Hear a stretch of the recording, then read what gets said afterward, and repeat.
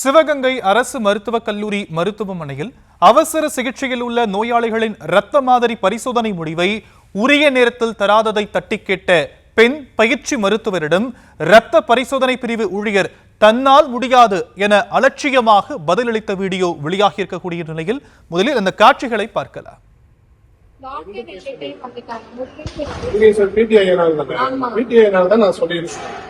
எங்களுக்கு இப்போ வரைக்குமே இந்த சாம்பிள் ரன் ஆகலன்றது கூட தெரியாது. அது சொல்லி விட்டாதான்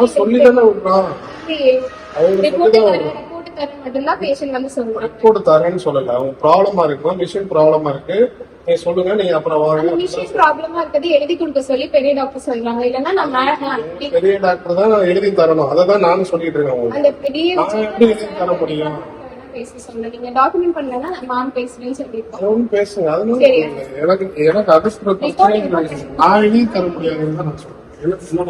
ரிப்போர்ட் எப்ப கிடைக்கும் அதுதான் தெரியாது. அதுதான் நான் போய் இந்த பாத்துட்டு தான் இருக்கேன். அது சரியானதான் நான் போட்டு தர முடியும். எப்போ தரணும்னா ஒரு மிஷின் ப்ராப்ளமா இருக்கு, அது வரவே மாட்டேங்குது.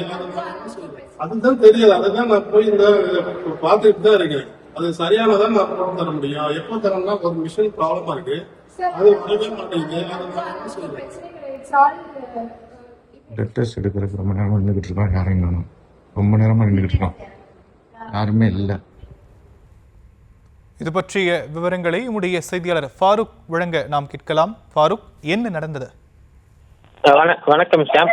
சிவகங்கை அரசு மருத்துவக் கல்லூரி மருத்துவமனையில் செயல்பட்டு வரக்கூடிய இரத்த பரிசோதனை மையத்துல அங்கே பணி செய்யக்கூடிய பணியாளர்கள் நோயாளிகளுடைய உதவியாளர்களுக்கு உரிய முறையில பரிசோதனை செய்யக்கூடிய அந்த பதிலை அளிக்காமலும் உறவினர்களை நீண்ட நேரமாக காக்க வைத்து அவர்கள் பல முறை இங்கே அலக்களிப்பதாகவும் ஒரு குற்றச்சாட்டு எழுந்து அதனுடைய வீடியோ காட்சிகளை இப்ப சமூக வலைதளங்களை வைரலாக பரவி வருகின்றது.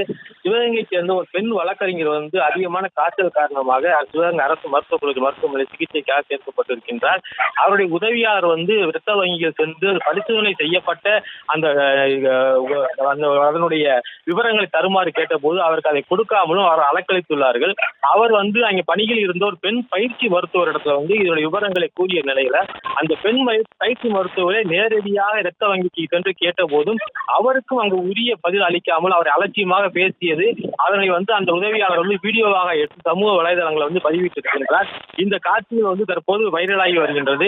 ஏற்கனவே சிவகங்கை மாவட்டம் காரைக்குடி அருகே இருக்கக்கூடிய செம்பனூர் பகுதியில் கடந்த 31ஆம் தேதி மது அருந்திய விஷயங்கள் 4 மருத்துவர்கள் சஸ்பெண்ட் செய்யப்பட்டுள்ளார்கள். தற்போது மாவட்ட தலைநகரில் இருக்கக்கூடிய இரத்த வங்கியில் ஏற்பட்டிருக்கக்கூடிய இந்த பிரச்சனை நோயாளிகள் மத்தியில் மிகுந்த ஒரு அதிர்ச்சியை ஏற்படுத்தியிருக்கிறது. ஷாம், விவரங்களுக்கு நன்றி ஃபாரூக்.